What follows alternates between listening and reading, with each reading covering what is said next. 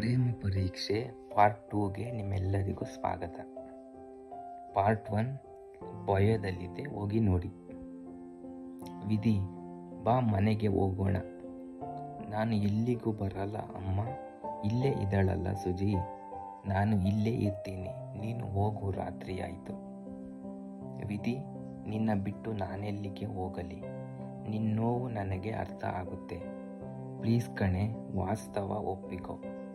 ಅವಳು ಮುಖದಲ್ಲಿ ಆಡಿದ ಕೂದಲನ್ನು ಎತ್ತಿ ಅವಳನ್ನು ಎದೆಗೆ ಒರೆಸಿಕೊಂಡು ಅವಳ ಕಣ್ಣೀರು ಒರೆಸಿ ಹೇಳಿದಳು, ಸುಜಿ, ಅಮ್ಮ ಒಂದೇ ಒಂದು ಸಲನಾದರೂ ಯೋಚಿಸಬೇಕಿತ್ತು ಅಲ್ವೇನೆ? ನನ್ನ ಮಗಳನ್ನು ಬಿಟ್ಟು ಹೋದರೆ ಅವಳಿಗೆ ನನ್ನ ಬಿಟ್ಟು ಮತ್ತೆ ಯಾರೂ ಇಲ್ಲ, ಅನಾಥೆ ಆಗೋಗ್ತಾಳೆ ಅಂತ.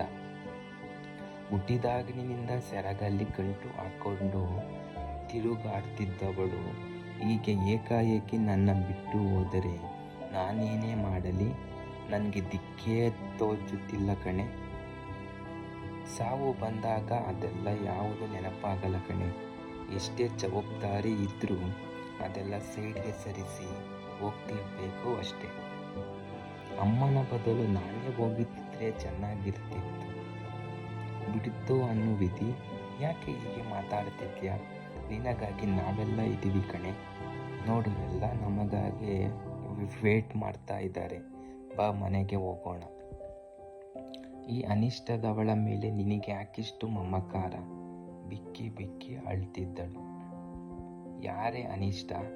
ಇಷ್ಟು ಹೊತ್ತು ಹೋಗಲಿ ಪಾಪ ಅಂತ ಸುಮ್ಮನೆ ಇದ್ದೆ, ಈಗ ತೆಗೆದು 2 ಬಿಡ್ತೀನಿ ನೋಡು. ಹೀಗೆ ಆಡ್ತಿದ್ರೆ ಹುಚ್ಚಿ ಆಗೋಗ್ತೀಯ. ನಡಿ, ಮೊದಲು ಮನೆಗೆ ಹೋಗೋಣ. ನಾನು ನಮ್ಮ ಅಮ್ಮನ ಬಿಟ್ಟು ಬರಲ್ಲ, ನೀವೆಲ್ಲ ಹೋಗಿ, ನಾನು ಇಲ್ಲೇ ಇರ್ತೀನಿ. ನಿನ್ನ ಜೊತೆಗೆ ನಾವು ಇರ್ತೀವಿ, ನೋಡೋಣ ಆಂಟಿ ಎದ್ದು ಬರ್ತಾರೇನೋ ಅಂತ. ಅಣ್ಣ, ನೀನು ಇಲ್ಲೇ ಇರು. ಅಮ್ಮ ಅಪ್ಪ ನೀವು ಮನೆಗೆ ಹೋಗಿರಿ, ನಾವು ಇವಳನ್ನು ಕರೆದುಕೊಂಡು ಬರ್ತೀನಿ. ಅಯ್ಯೋ ನಾರಾಯಣ, ಹೇಗೆ ಹೋಗೋದು ಸುಜಿ? ಪಾಪ, ಆ ಮಗುವಿನ ಸಂಕಟ ನೋಡೋಕ್ಕೆ ಆಗ್ತಿಲ್ಲ. ವಿಜಯಲಕ್ಷ್ಮಿ, ಮಗಳೇ, ಬಾ ಮನೆಗೆ ಹೋಗೋಣ.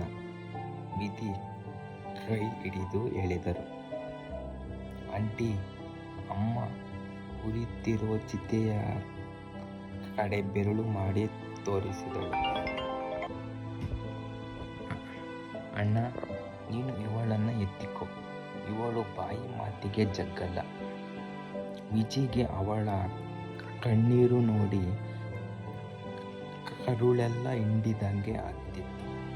ಎಷ್ಟೇ ಆಗಲಿ, ತಾನು ಪ್ರೀತಿಸಿದ ಜೀವ ನೋವು ಉಣ್ಣೋದು ನೋಡಿಯೂ ಅವನು ಸಮಾಧಾನವಾಗಿ ಇರೋದು ಆದರೂ ಹೇಗೆ? ವಿಧಿ, ನಾನು ಬರಲ್ಲ ಅಂತ ಎಷ್ಟೇ ಹಠ ಮಾಡಿದ್ರೂ ತನ್ನ ತೋಳಲ್ಲಿ ಎತ್ತಿಕೊಂಡು ಬಂದ. ಹತ್ತು ಅವನು ತೋಳಲ್ಲೇ ನಿದ್ರೆ ಮಾಡಿದಳು. ಸುಜಿ, ಇವತ್ತು ಇಲ್ಲೇ ಇರಬೇಕು. 11 ದಿನ ಮನೆ ಖಾಲಿ ಮಾಡಬಾರ್ದು. ನೀವು ಇಲ್ಲೇ ಇರಿ, ನಾವು ಇಲ್ಲೇ ಇರಬೇಕಿತ್ತು. ಆದರೆ ಏನು ಮಾಡೋದು? ಅಮ್ಮ, ಅಕ್ಕ, ಬಾಣಂತಿ, ಅವಳನ್ನು ಬಿಟ್ಟು ಹೇಗೆ ಇರ್ತೀಯ? ಅಪ್ಪ, ನೀವು ಹೋಗಿ, ನಾನು ಇವಳು ಇಲ್ಲೇ ಇರ್ತೀವಿ. ಸರಿ ಜೋಪಾನ, ಏನೇ ಇದ್ರೂ ಫೋನ್ ಮಾಡು, ನಾವು ಬರ್ತೀರಿ ಅಂದು ಅಲ್ಲಿಂದ ಹೋಗಿದ್ರು. ವಿಜಿಗೂ ಇರೋಕ್ಕೆ ಆಸೆ, ಆದರೆ ಅವನು ಅಮ್ಮನಿಗೆ ವಿಧಿ ಮತ್ತೆ ಅವನು ಅಮ್ಮ ಅಂದರೆ ತೀರದ ಸಿಟ್ಟು. ನೋಡೋಕ್ಕೆ ಪಾಪದವರ ಥರ ಇದ್ದರೂ ಅಪ್ಪ ಇಲ್ಲದವಳು ಅನೈತಿಕವಾಗಿ ಹುಟ್ಟಿರೋದು. ಅಂಥವರು ಸಾಹಸ ಮಾಡಿದರೆ ತನ್ನ ಮಗ ಎಲ್ಲಿ ಹಾಳಾಗಿ ಹೋಗ್ತಾನೋ ಅನ್ನೋ ಭಯ ಅವರಿಗೆ. ಮಧ್ಯಾಹ್ನದಿಂದಲೇ ಅವನು ಅಮ್ಮ ಒಂದು 100 ಸಲ ಆದರೂ ಫೋನ್ ಮಾಡಿದರು, ನೀನು ಯಾಕೆ ಅಲ್ಲಿಗೆ ಹೋದೆ? ಮರ್ಯಾದೆಯಾಗಿ ವಾಪಸ್ ಬಾ ಅಂತ. ಇಂಥ ಟೈಮ್ನಲ್ಲಿ ನಾನು ಅವಳ ಜೊತೆಗೆ ಇರದೆ ಇದ್ದರೆ ನಾನು ಅವಳನ್ನು ಪ್ರೀತಿಸಿ ಏನು ಉಪಯೋಗ? ನಾನು ಬರಲ್ಲ, ನಾನು ಇಲ್ಲೇ ಇರ್ತೀನಿ ಅಂತ ಹೇಳಿ ಅಲ್ಲೇ ಉಳಿದುಕೊಂಡಿದ್ದ.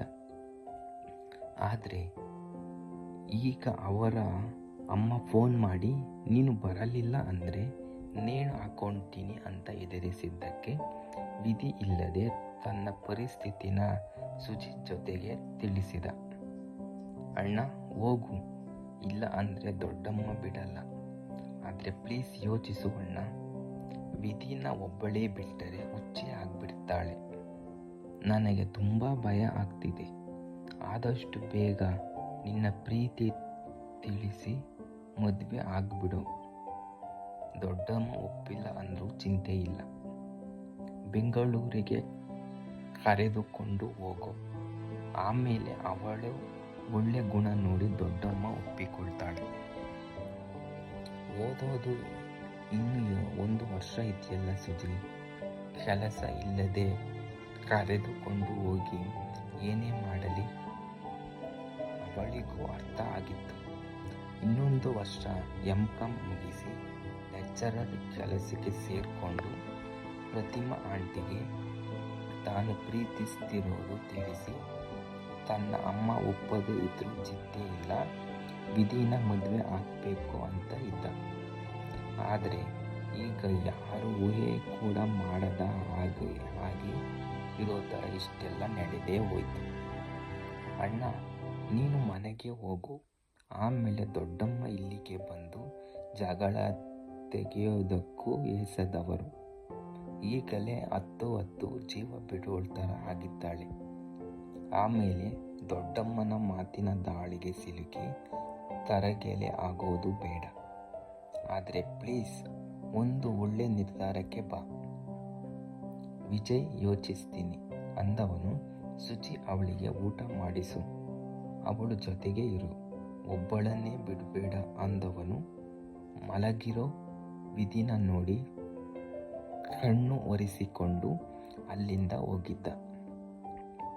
ಸುಜಿ ಸ್ನಾನ ಮಾಡಿ ಬಂದು ವಿಧಿನ ಹೇಳಿಸಿ ಸ್ನಾನ ಮಾಡು ಅಂದಳು.